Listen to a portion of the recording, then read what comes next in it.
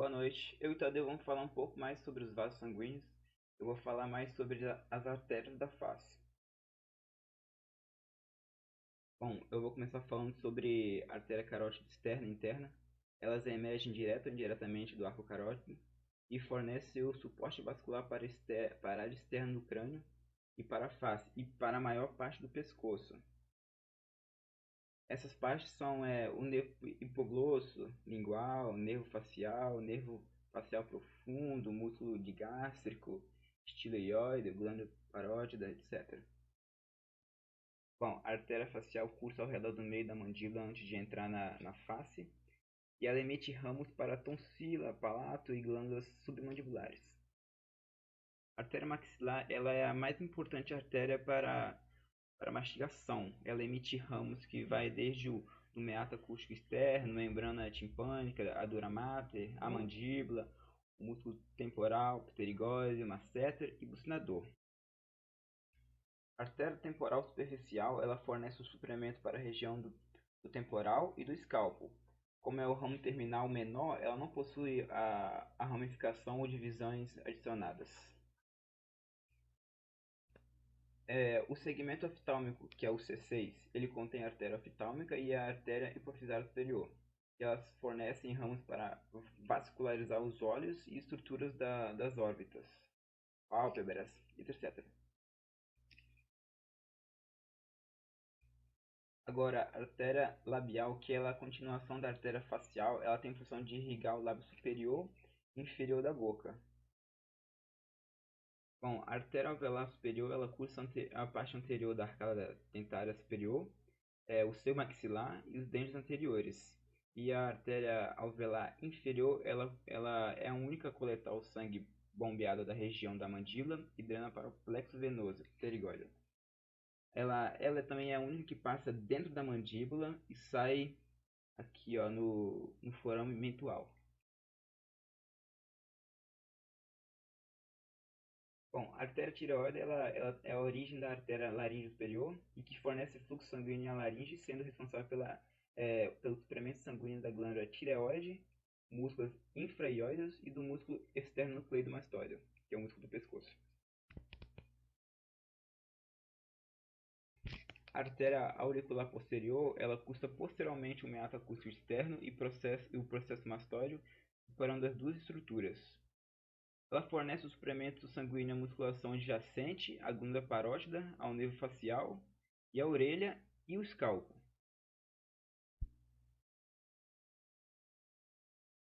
Agora, a artéria occipital fornece o suplemento sanguíneo à região posterior do escalpo e o sulco da base do crânio ao longo do seu trajeto. Inicialmente, ela passa no posterior do ventre do músculo digástrico.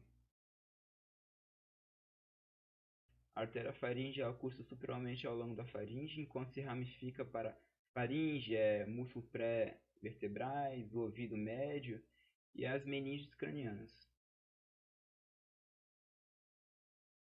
E por último, a artéria lingual, que é coberta pelo nervo hipoglosso, pelo músculo estiloide e pelo ventro posterior do músculo digástrico.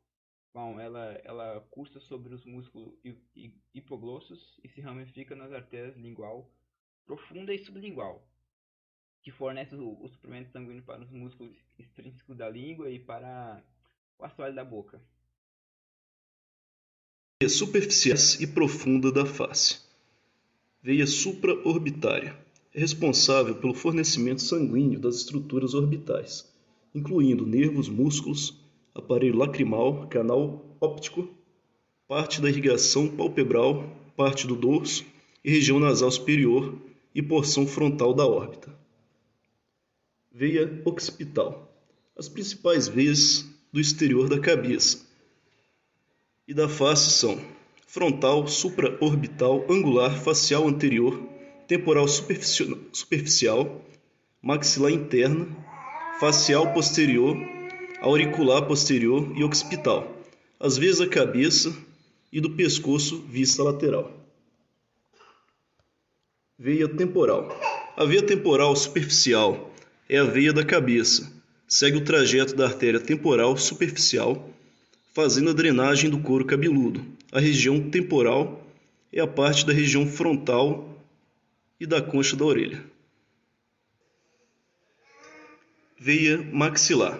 São duas veias maxilares que unem a veia temporal superficial para formar a veia retromandibular, que é a veia responsável pela drenagem do sangue do plexo venoso pterigódeo, formada pela união da veia temporal superficial com as maxilares. Plexo pterigódeo. O plexo venoso pterigódeo é um coletor venoso. Recolhe o sangue a partir da veia maxilar, incluindo a região dos dentes, e é drenado para a veia jugular externa. Ramo posterior e ramo anterior. Elas transportam o sangue venoso do crânio e sistema nervoso, além do sistema cérebro exterior e inferior. Se unem com as veias subclávias, abaixo da clavícula, para formar as veias branquiocefálicas, que drenam para a veia cava superior. Veia retromandibular, ou VRM, é formada pela junção das veias temporal superficial, maxilar no interior da glândula parótida, ao nível do colo da cabeça da mandíbula, constituindo a principal via de drenagem das regiões temporal e infratemporal, áreas profundas da face, como também as cavidades nasal e oral. Veia facial. São duas veias maxilares que se unem à veia temporal superficial para formar a veia retromandibular, que é a veia responsável pela drenagem do sangue do plexo venoso pterigódeo, formada pela união da veia temporal superficial com os maxilares. Aí temos aí novamente o ramo anterior, que já foi dito anteriormente. Agora, jugular interna. As veias jugulares internas são as veias do pescoço. Elas transportam sangue venoso do crânio e sistema nervoso, além do sistema do cérebro exterior e interior. Se une com as veias subclávias para formar as veias branquiocefálicas, que drenam para a veia cava superior.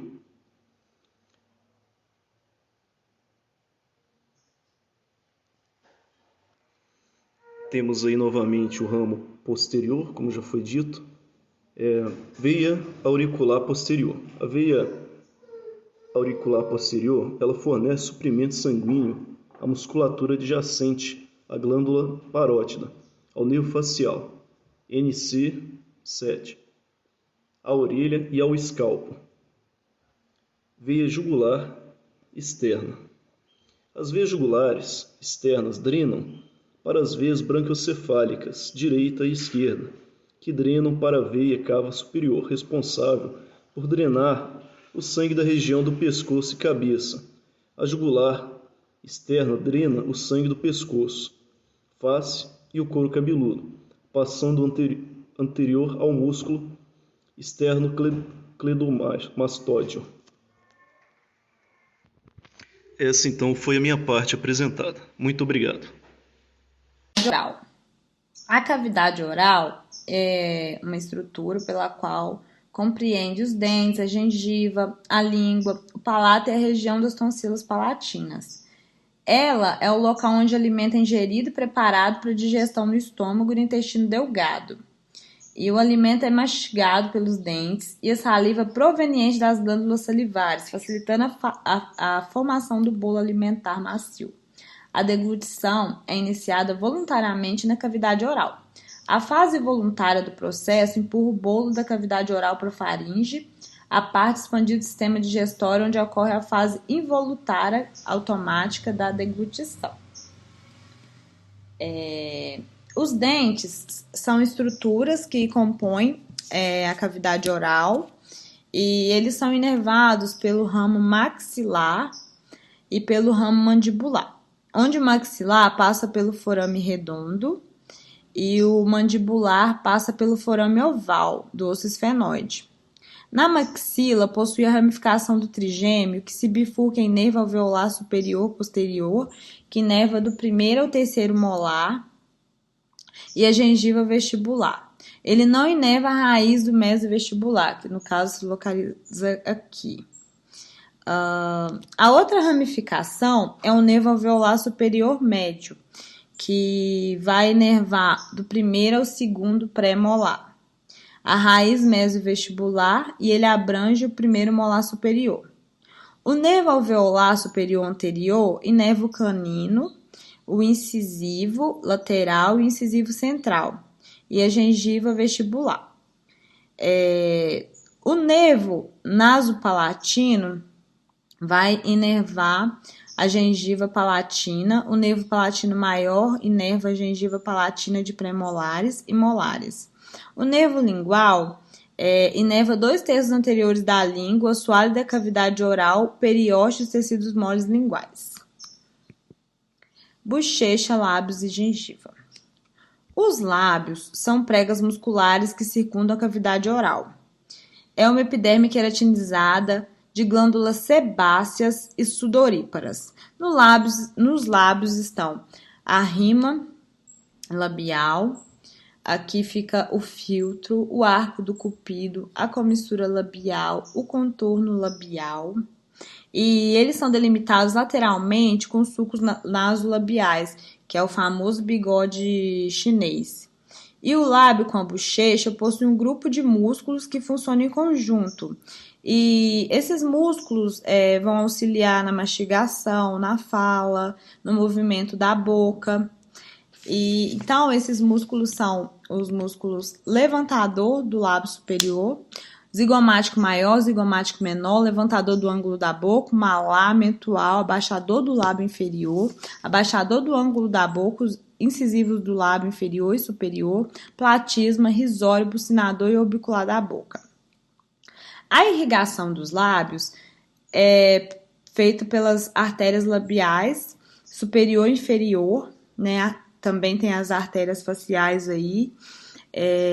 O lábio superior possui ramos labiais superiores do nervo infraorbital e o lábio inferior, ramo mentual da divisão mandibular do trigêmeo. E outra estrutura da cavidade oral é a bochecha. E na bochecha é possível ver o ducto paroctídeo. A inervação da bochecha é principalmente pela artéria bucal, ramo da artéria mandibular e pelos ramos cutâneos e nervo bucal. As camadas da bochecha são camadas cutânea, tela subcutânea, muscular, submucosa e mucosa jugular. E também possui glândulas sebáceas e sudoríparas. Aqui está a bola de Bichat, dá para ver o músculo masseter, os ramos do nervo facial, o músculo bucinador, aqui está a mucosa. E a bola de Bichat também é conhecida como tecido adiposo.